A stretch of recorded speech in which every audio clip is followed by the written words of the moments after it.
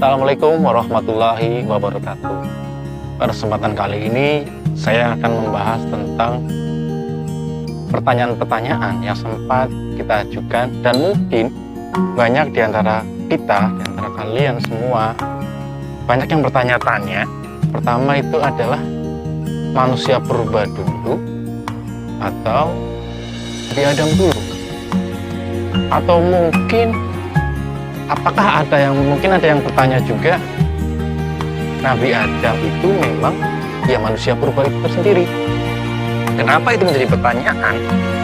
Karena kalau kita sebagai umat beragama lalu dijejerkan dengan teori pembelajaran dalam sejarah, yaitu yang dipakai dengan teori Darwin, itu sangat bertolak belakang. Apabila disatukan secara mentah, ya kita akan menyimpulkan bahwa Nabi Adam itu ya bagian dari manusia purba itu tersendiri. Dan kita akan mengupas, kita akan membahas pendapat-pendapat beberapa para ahli dan juga pendapat kalian semua tentang pertanyaan-pertanyaan itu. Dan saya akan menjawab dari beberapa pendapat dan juga saya akan membuat gabungan atau membahas satu persatu yang mungkin ada rasionalnya sehingga kita bisa menjawab berbagai pertanyaan itu. Yang jelas ini, dalam pembelajaran sejarah itu kita memang dibebaskan untuk mempunyai pendapat sendiri, mempunyai kebebasan untuk mencari referensi sendiri, dan kita boleh mempercayai yang mana selama kalau kita akan berteori, ya kita harus rasional dan dapat dibuktikan. Karena memang teori itu terus berkembang. Kita ambil contoh tentang teori masuknya Hindu-Buddha ke Indonesia, itu macam-macam. Ada teori Sudra, Waisa, Kesatria, dan itu semua tidak muncul dari satu orang dan tidak muncul secara bersamaan. Dan bisa dikatakan teori pertama kali yang mengatakan bagaimana cara Hindu-Buddha masuk ke Indonesia, ada teori Sudra yang membawalah golongan-golongan Sudra. Oh, ternyata dibantahkan karena ada yang berpendapat nggak mungkin orang Sudra, muncul teori Waisa. Lalu akhirnya ada yang membantahkan lagi, nggak mungkin orang-orang Waisa, mungkin orang-orang Ksatria atau orang-orang kerajaan, terbantahkan lagi. Karena ilmu agama hanya dipahami, hanya yang mengerti kitab-kitabnya adalah orang Brahmana, sehingga dipercayai bahwa pembawa Hindu-Buddha adalah orang-orang Brahmana atau pemuka agama. Dan itu pun juga dipatahkan lagi. Ya, jadi teori itu dipakai selama belum ada teori-teori lainnya yang lebih kuat. Nah, itulah konsep teori. Semua memang boleh berteori, tapi harus bisa dibuktikan, bisa dipertanggungjawabkan secara rasional, secara logika, dan juga bisa mendapatkan ujian-ujian diteliti, penelitian kembali, dan juga ada kesepakatan dari beberapa para ahli yang mengakui teori itu. Nah, kita kembali ke teori tadi. Kita akan membahas siapa dulu sih, Nabi Adam atau manusia purba. Oke. Kalau kita membahas itu, kita juga nggak boleh naif, kita nggak boleh menyampingkan agama. Karena kita sebagai umat beragama, kita juga harus adil. Kita harus bisa mensinkronkan. Kita percaya kita harus bisa menjawab dari sisi keyakinan kita juga. Kalau kita melihat dari sisi agama yang saya percayai dalam agama Islam, teori tentang kemunculan Adam. Nah, ada beberapa yang akan kita kupas. Ini hanya sebagai salah satu contoh kalau dari sisi agama Islam. Ada beberapa ayat yang mengatakan laqad khalaqnal insana fi ahsani taqwim. Ya, di situ kita bisa mengartikan, mungkin kalian sudah tahu artinya, lebih mengerti daripada saya. Telah kami ciptakan manusia dalam bentuk sebaik-baiknya. Kita kunci satu pemahaman ini. Nanti kalian masih nyambung dengan penciptaan manusia, bahwa manusia diciptakan dalam bentuk sebaik-baiknya. Itu kita kunci yang pertama. Sebelum kita membahas itu, saya jelaskan kembali. Kalau secara teori manusia purba dulu Angka tahunnya menunjukkan bahwa manusia purba dulu tercipta, lalu baru Nabi Adam. Cuman dibantahkan kalau manusia purba dikatakan oleh Darwin adalah keturunan manusia, awal mula terciptanya manusia, berarti manusia Nabi Adam sudah tidak bisa dikatakan sebagai manusia pertama, karena dianggap manusia purba itu adalah manusia. Terus yang kedua, manusia purba itu adalah hanya istilah atau sebutan yang disebut oleh beberapa ahli waktu itu, sehingga semua bebas menamai apa saja. Hanya saja yang lebih eksis adalah teori Darwin, sehingga dinamakan manusia purba. Ataupun saya sendiri menamai dengan nama yang lain nggak masalah. Saya boleh menamai bahwa itu adalah makhluk kera cerdas, kera pintar, atau manusia, bukan manusia, pra-manusia, sehingga belum manusia. Bebas kita menamai.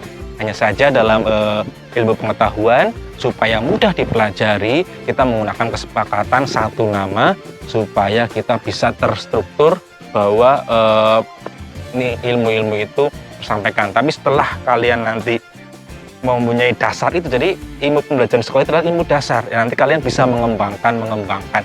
Setidaknya kalian tahu bahwa banyak orang-orang yang melakukan penelitian, melakukan kebebasan dalam berpikir. Nah, itu adalah pancingan buat kalian untuk terus mempunyai pemikiran-pemikiran baru.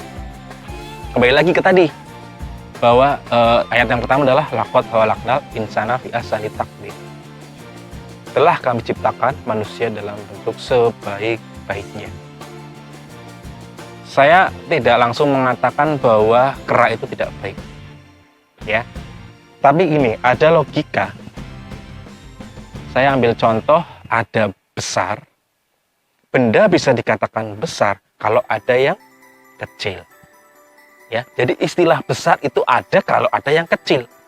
Misalkan jari ini itu saya katakan ini besar, pasti karena ada yang kecil.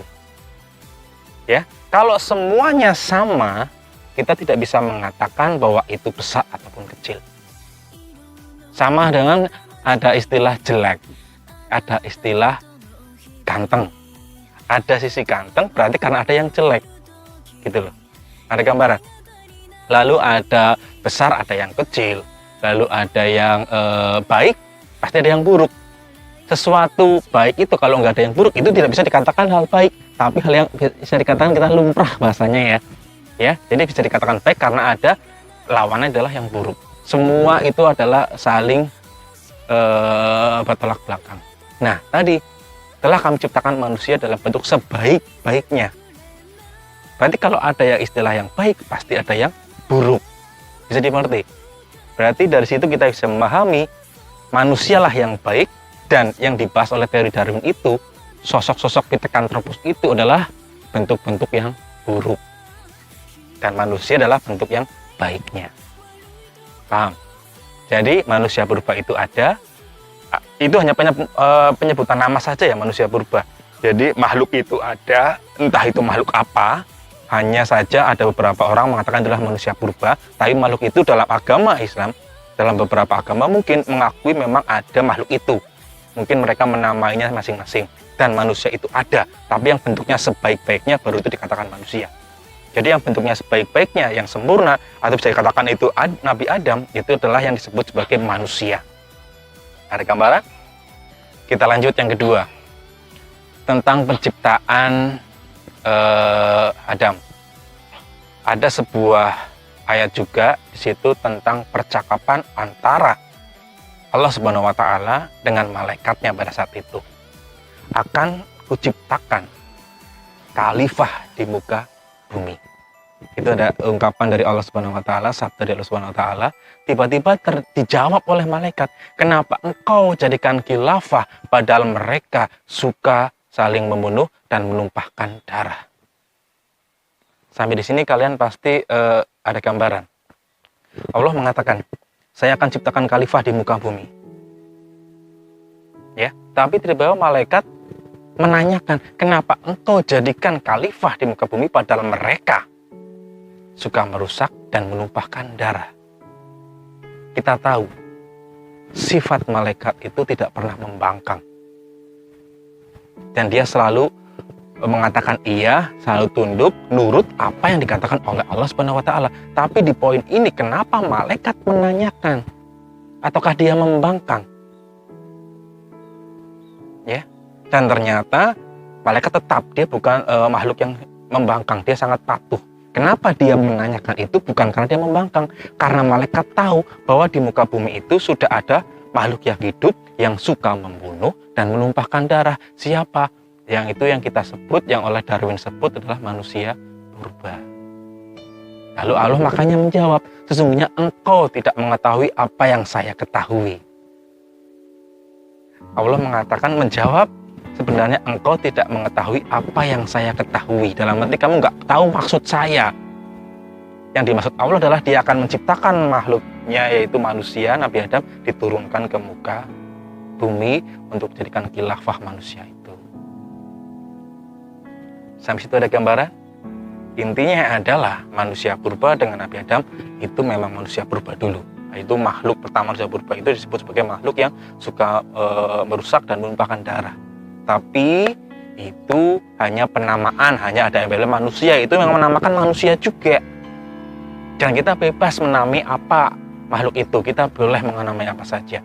Hanya para peneliti menyimpulkan sebagai manusia purba. Tapi kalau kita punya hak, kita juga punya hak untuk menamai itu makhluk apapun.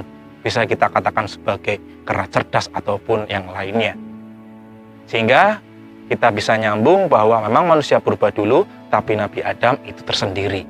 Ya, karena Nabi Adam tidak dilahirkan secara biologis, tapi dia dilahirkan secara langsung. Kun maka jadilah, itulah penciptaan Adam. Ya, mungkin ada gambaran. Untuk pembahasan kali ini cukup itu dulu. Kita akan lanjut pertemuan berikutnya. Sekian dari saya, terima kasih. Wassalamualaikum warahmatullahi wabarakatuh. Oh ya, maaf jika ada pertanyaan, boleh silahkan kalian bertanya di kolom komentar. Saya juga siap untuk menerima tambahan dari kalian semua. Kita sama-sama belajar. See you.